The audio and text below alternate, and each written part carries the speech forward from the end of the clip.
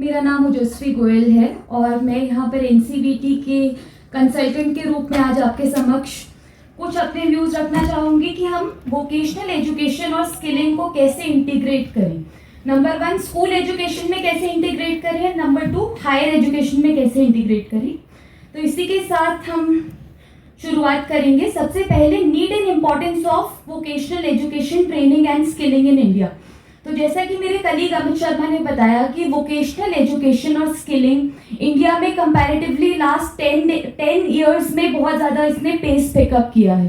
So we realize that in the year 2014 एक need realise हुई government को कि हमें एक सेपरेट मंत्रालय बनाना चाहिए स्किल डेवलपमेंट एफर्ट्स के लिए कंट्री में, और इसी के साथ मिनिस्ट्री ऑफ स्किल डेवलपमेंट का गठन किया गया और उसी के अंतर्गत हमने एनसीवीटी को फॉर्म किया 2020 में। सो अब हम बात करेंगे need and importance of skill development for the country as a whole कि मैक्रो पॉइंट ऑफ व्यू से क्या इंपॉर्टेंस है इस पर्टिकुलर सब्जेक्ट की। So first and the most important part is to enhance the employability. तो आज की date में हम बहुत ट्रेनिंग्स करवा रहे हैं, बहुत सारे प्रोग्राम्स चल रहे हैं स्टेट गवर्नमेंट्स के अंडर, सेंट्रल गवर्नमेंट्स के अंडर, प्राइवेट इंस्टीट्यूशंस बहुत सारे प्रोग्राम कैंडिडेट्स को एम्प्लॉयबल बना पा रहे हैं। That is the most important question. So the outcome of any training program is कि क्या लोगों को प्रोवाइड करने के साथ साथ। सो इंडिया में ओवरऑल एम्प्लॉयबिलिटी अभी 50% है और and there is a need for improvement definitely, which is why हम आज की डेट में अपनी सभी क्वालिफिकेशंस में we are trying to include employability skills. अगर हमने एक बच्चे को ब्यूटी एंड वेलनेस के कोर्स में ट्रेन कर दिया तो हम उसको एम्प्लॉयबिलिटी स्किल्स कैसे दें सो दैट जब वो इंडस्ट्री में जाए, अगर वो किसी भी बड़ी सैलून चेंज को भी अप्रोच करे तो वो वहाँ पे अपनी प्रेजेंटेशन स्किल्स कैसी रखे, अपनी कम्युनिकेशन स्किल्स कैसी रखे कि वो अल्टीमेटली हायर हो जाए उस इंडस्ट्री में। Which is why employability is one of the factor is to reap the demographic dividend. तो हम सब अक्सर ये बात करते हैं कि इंडिया में बहुत ही यंग पॉपुलेशन है राइट नाउ। अभी कुछ टाइम तक ही हमारे पास एडवांटेज है। So this advantage will also vanish after 20 years जब हम भी comparatively एक old economy बन जाएंगे, जब हमारी डेमोग्राफी ओल्ड पॉपुलेशन की तरफ ज़्यादा हो जाएगी, जैसे कि जापान जैसे देश में हम आज की डेट में देखते हैं। So it is the right time for India to reap this demographic dividend कि हम अपने यूथ पॉपुलेशन से कितना मैक्सिमम डिविडेंड रीप कर सकते हैं। That is another objective. Third is to create a industry ready future workforce. तो जब भी हम फ्यूचर ऑफ वर्क की बात करते हैं, आने वाले समय में किन स्किल्स की डिमांड बढ़ेगी, जैसे कि आज की डेट में हम ई व्हीकल्स पे स्विच कर रहे हैं, हम सस्टेनेबल टेक्नोलॉजीज की तरफ स्विच कर रहे हैं, हम रिन्यूएबल एनर्जी सोर्सेज को ज़्यादा से ज़्यादा यूज में ला रहे हैं। इन सब चीज़ों की आने वाले टाइम में डिमांड बढ़ेगी और उसी के अकॉर्डिंग हमें अपने वर्कर्स को स्किल करना है। So we have to create enough workers who can repair the electric vehicles, who can maintain them, manage them. In a similar manner, अगर आज की डेट में ड्रोन्स की रिक्वायरमेंट बहुत ज़्यादा बढ़ गई है तो हमें ड्रोन टेक्नीशियंस की आवश्यकता है आने वाले समय में, उसी के साथ उनको रिपेयर करने की आवश्यकता है। तो एक फ्यूचर वर्कफोर्स के पॉइंट ऑफ व्यू से स्किलिंग को देखा जा रहा है फ्रॉम द गवर्नमेंट्स पर्सपेक्टिव।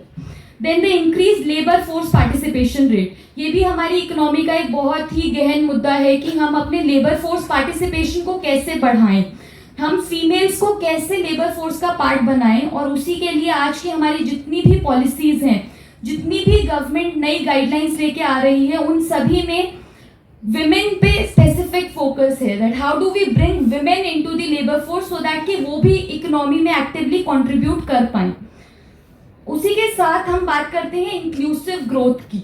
जैसे कि हम इकोनॉमी में जब भी ग्रोथ की बात करते हैं we talk about the GDP numbers कि हम किस रेट पे ग्रो कर रहे हैं, इस कंट्री का जीडीपी कितना है, बट उसी के साथ हम उसके साथ में हमें ये बात करनी चाहिए कि जीडीपी के साथ हम कितने लोगों को एम्प्लॉयमेंट दे पा रहे हैं। So that is the most important question in today's times कि हम ग्रोथ के साथ साथ कितनी जॉब अपॉर्चुनिटीज क्रिएट कर रहे हैं कि हम लोगों को एम्प्लॉयमेंट अपॉर्चुनिटीज प्रोवाइड कर पा रहे हैं ग्रोथ के साथ। सो ये हमारा मुख्य उद्देश्य है देश में स्किल डेवलपमेंट को देखने का फ्रॉम द 360 व्यू कि कैसे हम देश में एक बेहतर बदलाव ला सकें और कैसे हम स्टेट गवर्नमेंट्स को भी अपने साथ इंटीग्रेट करके इस बदलाव में उनका भी कंट्रीब्यूशन लेके आ सकें। सो गोइंग फॉरवर्ड हम बात करेंगे कि जो हमारा पुराना एजुकेशन सिस्टम था उसके क्या चैलेंजेस थे और आज हमें क्यों ज़रूरत पड़ रही है इस विषय पे चर्चा करने की कि हमें इंटीग्रेट करना है स्किलिंग को एजुकेशन में। इसका मतलब यही क्लियरली समझ आता है कि इंटीग्रेट अभी तक हम स्किलिंग को नहीं कर पाए हैं कंप्लीटली स्कूल और हायर एजुकेशन में। सो अगर हम अभी तक के अपने एजुकेशन सिस्टम की बात करें तो सबसे इम्पॉर्टेंट चैलेंज तो हमने फेस किया है as a country is that हमने बहुत ज़्यादा रोट लर्निंग पे फोकस किया।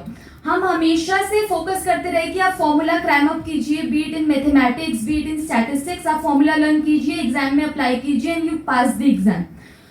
If I take the example of mathematics only, अगर हमने स्कूल लेवल पे ट्रिग्नोमेट्री जैसा टॉपिक पढ़ा तो कभी हमें टीचर ने ये नहीं समझाया कि ट्रिग्नोमेट्री के एक्चुअल एप्लीकेशंस क्या हैं।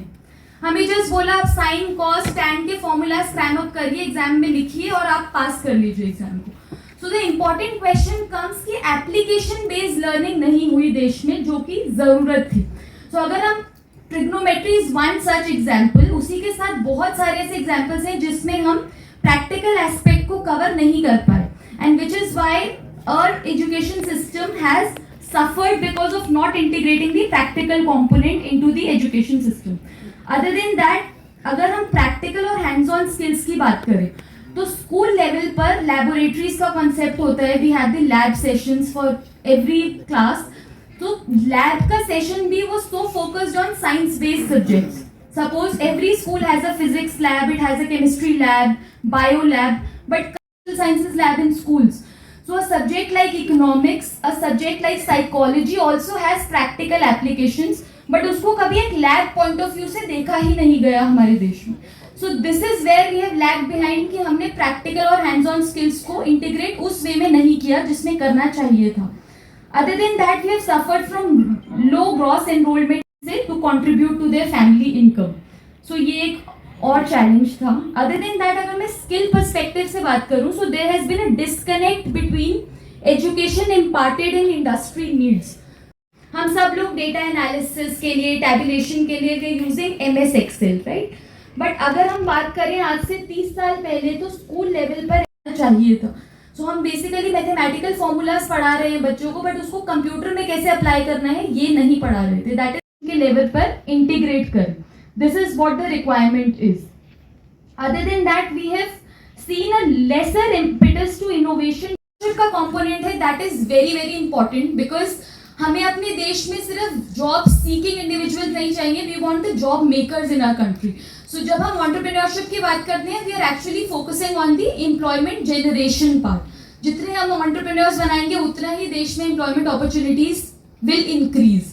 Which is why आज की डेट में we are setting up the tinkering labs across schools, incubation centers सब setup हो रहे हैं. Then we are looking at the centers of excellence. That is all to boost entrepreneurial efforts in the country. So अगर एक school level पे कोई बच्चा है जिसके पास कोई idea है, so now there are opportunities available कि हम उस idea को कैसे flourish करें, कैसे उसके लिए funding support provide करें. So all these concepts have now been looked upon from a different perspective जो कि पहले के सिस्टम में नहीं था.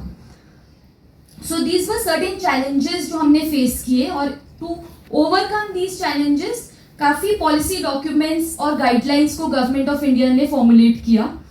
So if I talk about the factors which have contributed to transformative education and skilling systems, so NEP 2020 is one such game changing initiative जिसने कि Bharat dem the credits. जितने भी क्रेडिट्स एक बच्चा अपनी ओवरऑल प्रोफेशनल जर्नी में earn करता है वो उन क्रेडिट्स को कैसे रिडीम कर सकता है, कैसे यूज कर सकता है, वो ABC में कैसे स्टोर होंगे. So we look upon all these aspects. तो अभी तक अगर हम नॉर्मल एक कन्वेंशनल एजुकेशन सिस्टम की बात करते हैं so only course subjects were being creditised. Now then we have online digital blended learning. So this is something which we are incorporating nowadays कि हम लर्निंग को कैसे एक डिजिटल और ब्लेंडेड लर्निंग फॉर्मेट में ऑफर करें. दैट इज कि पहले नॉर्मल ब्लैक बोर्ड से लर्निंग टीचिंग होती थी. Now we have switch to PPTs as a mode of offering the course. अब मैक्सिमम सभी टीचर्स PPTs के थ्रू बच्चों को पढ़ा रहे हैं. So this is another way of how we are using technology to offer a particular course. In a similar manner जब हम स्किल इकोसिस्टम की बात करते हैं सो बहुत सारे कोर्सेज हैं जिनमें कैपेबिलिटी है कि हम उनको ऑनलाइन और डिजिटली ऑफर कर सकते हैं. कुछ कोर्सेज हैं जिनमें हमें फिजिकल इंटरवेंशन की रिक्वायरमेंट होती है. So suppose such courses can be offered in offline mode also. So we are looking at the blend of both, be it the online component or the offline component. So blended learning is another game changing initiative that we have undertaken in the education sector. Then we are integrating future and emerging areas and technologies in education and skilling. So जैसे कि मैंने बात करी, we are talking about the future of work.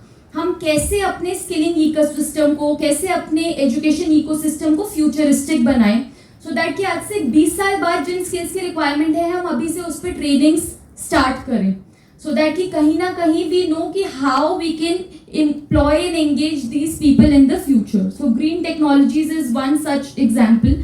Other than that हमने electric vehicles की बात करी, drone technologies की बात करी. So how do we cater to the requirements of the future.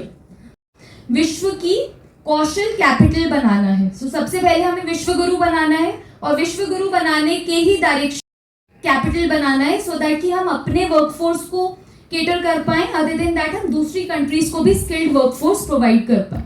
So this is the overarching agenda for skill development in the country. Now we come to the topic of integrating and embedding vocational education. That is हम skilling और vocational education को school education का part कैसे बनाएं. हम school education में बहुत सारे कोर्सेज, बहुत सारे सब्जेक्ट्स ऑफर कर रहे हैं as of now, but how do we make these courses more skill intense. Practical and hands on learning का कंपोनेंट कैसे एम्बेड किया जाए. So this is what we are going to discuss. So सबसे पहले NEP 2020 के provisions की बात करते हैं. Gross enrolment rate in school education by 2030. सो ये एनईपी का एम है कि हम स्कूल एजुकेशन में 100% ग्रॉस एनरोलमेंट रेशियो अचीव कर पाएं. And other than that it says that there should be no rigid separation between academic streams and extracurricular streams.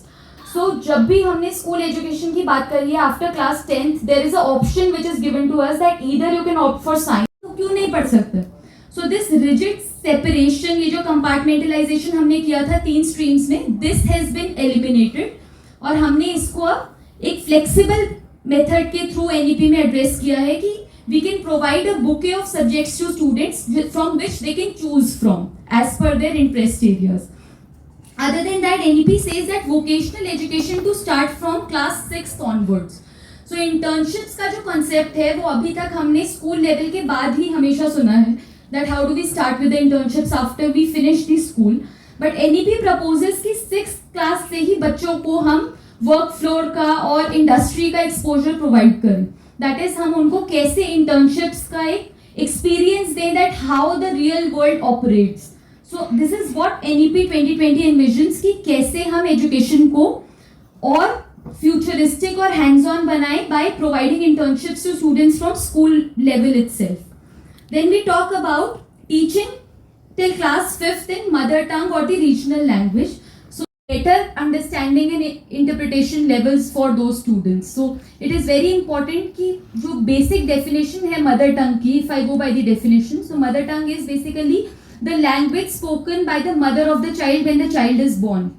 So जो भी भाषा माँ बोलती है उस भाषा में बच्चे को अगर 5 क्लास तक की लेवल पे एजुकेशन प्रोवाइड करी जाए तो उसकी अंडरस्टैंडिंग और फाउंडेशनल स्किल्स बहुत बेटर होंगी. सो this is also one provision जो कि एनईपी में प्रोवाइड किया गया है और ये प्रोविजन हमारे स्किल इकोसिस्टम में भी अडॉप्ट किया गया है. Now we also have all the qualifications in Hindi and other regional languages as well. So moving forward and coming to the integration of vocational education. So the first important mandate which is provided in NEP 2020 is that for class 6 to 12, छठी से 12वीं class तक के बच्चों के लिए minimum एक vocational education subject होना चाहिए compulsory at the school level, जिसमें कि हमें हायर ऑर्डर स्किल्स पे फोकस करना चाहिए. So higher order skills can be according to the class. Suppose class 6th में हमें हायर ऑर्डर स्किल्स इंटीग्रेट करनी है, so basically some advance computer skills can be added. Similarly at class 7 from the college specific point of view, एसएससीज आपको बहुत useful inputs provide कर सकती हैं what all courses you can offer. So अगर आप आईटी आईटीएस में, जैसे कि मेरे कलीग लव ने बात करी, NASSCOM SSC is doing a lot of work in this particular direction. बहुत सारे कि हम म्यूचुअली इससे बेनिफिट कर पाए. Then we talk about academic equivalence. So this is also one very important aspect जब हम स्किल और स्कूल एजुकेशन को इंटीग्रेट करने की बात करते हैं. सो एक तरफ हम बात करते हैं कि एक बच्चे ने 10th क्लास को पास किया और दूसरी तरफ हम बोलते हैं एक बच्चे ने 8th क्लास करी और उसके बाद 2 साल का ITI में कोर्स करा. सो आप में से कितने लोग समझते हैं कि वो दोनों लोग एट द सेम लेवल हैं? How many of you think कि वो दोनों लोग सेम लेवल पे हैं? How many of you think कि नहीं, ITI वाला is not at the same level as compare to a 10th class pass student? Can I have the poll, audience poll? Level पे डिपेंड करता है ना, कि अगर वो सपोज करो जो ITI पास है वो लेवल 4 अगर होता है, बाकी होता ही है वो, अगर नहीं, और जो हाई स्कूल मतलब 10th पास करता है यदि वो लेवल 3 का कोर्स करता है तो इक्विवेलेंट नहीं है. बट अगर वो हाई स्कूल के बजाय हाई स्कूल में ही लेवल 4 कंप्लीट कर लेता है then it is equivalent to ITI. Absolutely. Developing equivalence. तो जब हम 10th क्लास पास की बात कर रहे हैं या फिर हम 8th class plus 2 years ITI की बात कर रहे हैं, depending upon the level of course जो उसने ITI में किया है, these two are at equal level. This is equivalence कि हम एक ITI ग्रेजुएट में और एक 10th क्लास ग्रेजुएट में कोई डिफरेंशिएशन नहीं करें. और यही हमारा ओवरऑल स्किल. बच्चे ITI या पॉलिटेक्निक से आ रहे हैं और जितने भी बच्चे हमारे नॉर्मल एकेडमिक स्ट्रीम से आ रहे हैं उनमें कोई भी डिफरेंस नहीं है in terms of their whatever placement opportunities they can attain after they finish their studies. So this is the overarching agenda कि हम एकेडमिक इक्विवेलेंस एस्टैब्लिश करें. आज से पहले ITI के बच्चों को एक अलग पर्सपेक्टिव से देखा जाता था as compare to a IIT का बच्चा. But if we look at the skill sets, probably an ITI graduate has better level of hands-on skill sets as compared to a IIT graduate. And this is the kind of academic equivalence which we are trying to build through our policies. 180 plus qualifications which are being identified in association with school education, and they are under implementation with Samagra Shiksha Abhiyan. So बहुत सारी qualifications हमने recently approve करी हैं और हम process में हैं approve करने की, जो कि स्कूल लेवल पर ऑफर करी जा रही हैं by various state government initiatives, by various sector skill councils, by various state skill development missions. So which is why it is important that we have a system in which कि हम सब लोग एक particular thought process से aligned हों. And then we know कि अगर हम एक NCVT रिकॉग्नाइज्ड अवॉर्डिंग बॉडीज करने की बात कर रहे हैं, so there are certain guidelines which are being prescribed. The first important guideline is जो बच्चे की minimum attendance है वो mandatory है and it may be fixed at least 75%. तो उसकी physical presence होनी चाहिए in that particular institution. Then we talk about the 1200 hours of learning per year which is the short term training. 1200 घंटे तक की learning short term training होती है, 1200 से beyond long term training होती है. तो हमें हर एक कोर्स के against we have to allocate the hours. So skill ecosystem में जितने भी हम कोर्सेज ऑफर करते हैं उनको हम आवर्स में मेजर करते हैं. सो बेसिकली जितने भी कोर्स हम ऑफर करें there is a corresponding hour that is the duration and the credits जो कि एक बच्चे को मिलेंगे जब वो उस कोर्स को कंप्लीट करेगा और असेसमेंट कंप्लीट करेगा उस पर्टिकुलर कोर्स के. Then we require the appropriate infrastructure be it in the form of physical laboratories, physical training centres, digital centres and then the necessary tools and equipment. Then we should have the availability of learning material. It can be in the form of digital format or books or some short modules or booklets जो कि हम multiple languages में provide कर पाएं. Then we should have the availability of trainers and instructors जो कि उस training को provide करने में actually capable हों. अगर आज की डेट में हम बात कर रहे हैं कि हमें आर्टिफिशियल इंटेलिजेंस पे कोर्सेज प्रोवाइड करने हैं तो क्या हमारे पास इतने ट्रेनर्स हैं जो उस पे कोर्सेज प्रोवाइड कर पाएं? So how do we first of all equip the teachers कि वो इस कोर्स को प्रोवाइड कर पाए? We train the trainers in ITIs कि जिनको इतनी proficiency हो that they can offer these courses at the ITI level or at the other grassroots level. So this is another component और इसी के लिए हम बात कर रहे हैं कि हम इंडस्ट्री के साथ और कोलैबोरेट कर सकते हैं. So if I took the example of Philips कि अगर फिलिप्स का एक पर्टिकुलर प्रोडक्ट हम यूज कर रहे हैं तो फिलिप्स के ही इंडस्ट्री एक्सपर्ट्स आके उस कोर्स को डेमोन्स्ट्रेट करते हैं. Change. This is the idea. And next part is sharing of resources. तो जो मैंने बात करी कि there should be a common के point of view से जानते थे. बट अगर आज हम IITs के बारे में बात करें तो सभी IITs में एक ह्यूमैनिटीज का डिवीजन भी है, सभी IITs के पास इंग्लिश लैंग्वेज के कोर्सेज भी हैं. So this is how they become multi disciplinary in their approach. So IITs nowadays are not just specific to engineering courses. They are offering courses for economics, they are offering courses for psychology, for other language based courses as well. So this is the overall agenda that we establish the institutions of eminence, जो कि not necessarily किसी एक में such excellent institutions की जो automatically as independent institutions function कर सके, just like IITs. So IITs के ऊपर कोई particular head नहीं है, it is not affiliated to any university, but it is functioning as an independent institution, and then it is offering its own courses. उसने अपने आप को कितना multidisciplinary बनाया है in the recent years, and they are establishing their campuses abroad also now. So this is the kind of example which we are setting in our country कि हम कैसे education system को ज़्यादा मल्टीडिसिप्लिनरी और diverse बनाएं when it comes to higher education. Now coming to the integration of skilling in higher education. So first बहुत ही important provision जो एक enable हुआ है वो ये है कि 50% of the total credits एक higher education program के skill based courses से भी earn किए जा सकते हैं. So for example अगर 60 credits हैं एक particular course में, उसमें से 30 credit तक एक बच्चा skill courses से भी attain कर सकता है. करिकुलम के अंडर रन कर रहे हैं, so there is no need for any affiliation, क्योंकि आपका कोर्स करिकुलम ऑलरेडी आपकी यूनिवर्सिटी ने अप्रूव किया हुआ है. But if you are offering a course तो आप उसको as a optional awarding body की तरह भी ऑफर कर सकते हैं अगर आप अवार्डिंग बॉडी हैं तब. Other than that the type of skill based course या तो वो नेशनल हायर एजुकेशन फ्रेमवर्क से इंटीग्रेटेड हो सकता है और with national skill qualification framework. So it depends on the category of the course which is being offered.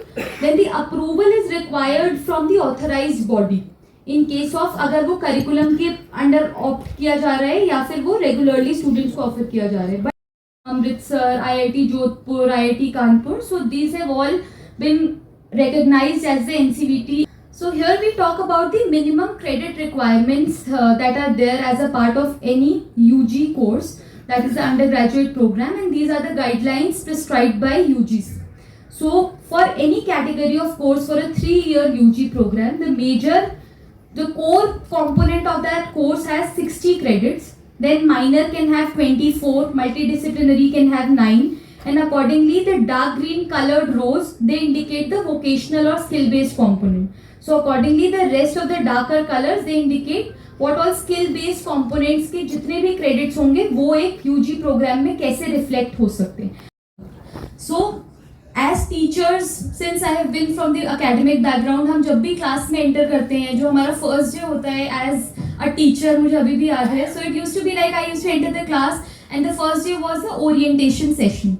So suppose if I'm teaching BA economics students, I will ask students to introduce themselves. I'll introduce. So with this, I would like to thank you all for being such a patient audience, and the floor is open for questions. Thank you.